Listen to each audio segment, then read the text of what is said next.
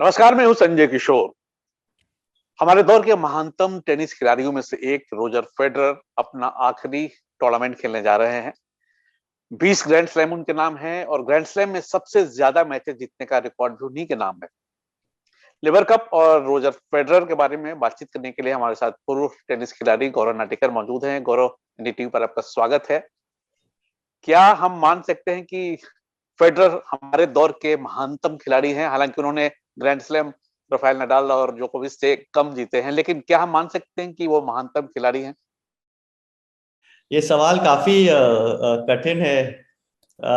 लेकिन मैं समझता हूँ कि एक जो तुलना करनी है इन इन तीनों खिलाड़ियों में, या जब गोट या ग्रेटेस्ट ऑफ ऑल टाइम की बात होती है, तो जब तुलना करनी है तो काफी चीजों, मैं समझता हूँ काफी चीजों का ध्यान रखना चाहिए।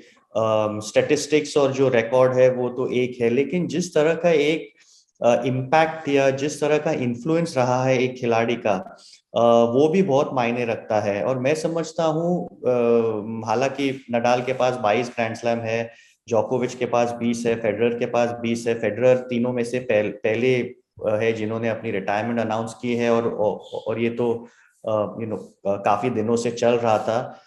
मैं समझता हूँ कि जो उनका एक इन्फ्लुएंस रहा है, अगर आपको याद हो तो फेडरर और एगेसी और सैम्प्रस के बाद पूरे टेनिस के जगत में ऐसे लग रहा था कि कौन ऐसे सुपरस्टार्स आएंगे।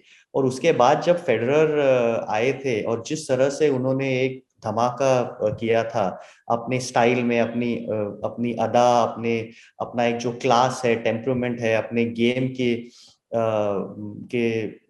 के साथ, तो मैं समझता हूँ कि जो एक इन्फ्लुएंस उनका रहा है, 20 ग्रैंड स्लैम टाइटल जीते तो है, लेकिन जिस तरह का उन्होंने टेनिस ही नहीं बल्कि स्पोर्ट में इतना अपना नाम कमाया, और आज उनका नाम टाइगर वुड्स और माइकल शूमाकर और माइकल जॉर्डन जैसे खिलाड़ियों के साथ चुना जाता है। मैं समझता हूँ कि जी हाँ, शायद he is the greatest of all time.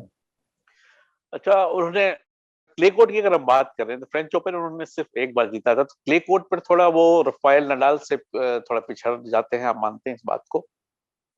हाँ बिल्कुल, राफेल नडाल 13 या 14 फ्रेंच ओपन टाइटल्स जीत चुके हैं। अब मैं भूल गया हूँ कितने, इतने सारे वो जीत चुके हैं। और ये सब जानते हैं कि क्ले सरफेस फेडरर का सबसे अच्छा सरफेस नहीं था, लेकिन हालांकि तभी भी उन्होंने एक फ्रेंच ओपन टाइटल जीता है। अगर आप वापस इतिहास में जाओ तो पीट सैम्प्रस या काफी ऐसे प्लेयर है जो हार्ड कोर्ट और ग्रास कोर्ट पे अच्छे थे, लेकिन क्ले पे कभी वो जीत नहीं पाए। और जिस तरह से फेडरर ने फ्रेंच ओपन टाइटल जीता है एक बार, और यही नहीं लेकिन काफी दूसरे क्ले कोर्ट टाइटल्स वो जीत चुके हैं। और इसीलिए मैं समझता हूँ कि डेफिनेटली राफेल नडाल और जोकोविच उनसे क्ले पे ज्यादा अच्छे रहे हैं। लेकिन ग्रास कोर्ट और शायद हार्ड कोर्ट पे फेडरर उनसे ज्यादा अच्छा रहा है। तो विंबलडन उन्होंने 8 बार जीता, तो खासियत क्या थी उसके खेल में कि विंबलडन उन्होंने 8 बार जीत लिया? नहीं, उनका उनका उनके गेम का स्टाइल ही सूट करता था विंबलडन को। जब वो पहले खेलने लगे, और सबको याद होगा कि उनका जो एक बड़ा ब्रेक थ्रू मैच था, वो सैम्प्रस को उन्होंने 5 सेट में हराया था सेंटर कोर्ट पे विंबलडन में। तभी विंबलडन के कोर्ट ज्यादा फास्ट थे, घास जो था वो ज्यादा फास्ट था, बॉल्स थोड़े हल्के थे। उसके बाद जब रैलीज बहुत कम होने लगे, तो विंबलडन कमेटी ने एक निर्णय लिया कि बॉल थोड़े से हैवी करे और ग्रास भी थोड़े से हल्के तरफ से किए, ताकि रैलीज थोड़े ज्यादा हो। तो इसीलिए पहले एक दो टाइटल जब फेडरर जीते तो बहुत ही फास्ट गेम था, और इसीलिए आपने देखा होगा कि पहले उनके 2 3 4 टाइटल में उन्होंने सर्व एंड वॉली ज्यादा की, लेकिन उन्हें काफी एडजस्ट करना पड़ा उनके उनके गेम को, क्योंकि जैसे हालात बदले, जैसे कंडीशंस बदले, प्लेयर अलग अलग आने लगे, तो फेडरर फिर थोड़े बहुत पीछे, घास पे पीछे खेल के फिर भी जीतने लगे। और ये मैं समझता हूँ उनकी खासियत है। फेडरर और अगर कोई खिलाड़ी महान बनता है, आइकन बनता है, तो उसके पीछे उसका व्यक्तित्व भी बहुत बड़ा हाथ रहता है। उनका जो व्यक्तित्व था, उनकी जो पर्सनालिटी थी, उसके बारे में बात करना चाहेंगे। क्या ट्रेट्स है जो आपको अच्छे लगते हैं? क्योंकि किसी भी आइकन की बात करें तो वो सिर्फ गेम से नहीं बल्कि उसके पर्सनालिटी से भी वो महान बनता है। नहीं, बिल्कुल। अगर आप उनके इंटरव्यूज देखें, उनका एक आखिरी जो इंटरव्यू हुआ उसमें भी अगर आप देखें तो वो अभी भी जिस तरह का एक आदर और सम्मान देते हैं अपने बाकी खिलाड़ियों के लिए, ऑफिशियल्स के लिए, टूर्नामेंट डायरेक्टर्स के लिए, जो दर्शक और उनके फैंस है उनके लिए, इस तरह का जो एक एक एटीट्यूड है और जो एक पर्सनालिटी है, वो शायद टेनिस में तो पक्का नहीं, लेकिन शायद हम किसी और स्पोर्ट में भी ऐसे इतने बड़े सुपरस्टार को नहीं देखते हैं। अगर आप उनके करियर को देखो तो शायद एक भी उनकी ऐसी बड़ी कंट्रोवर्सी नहीं रही है जिस तरह के बाकी सारे प्लेयर्स की या खिलाड़ियों की रही है।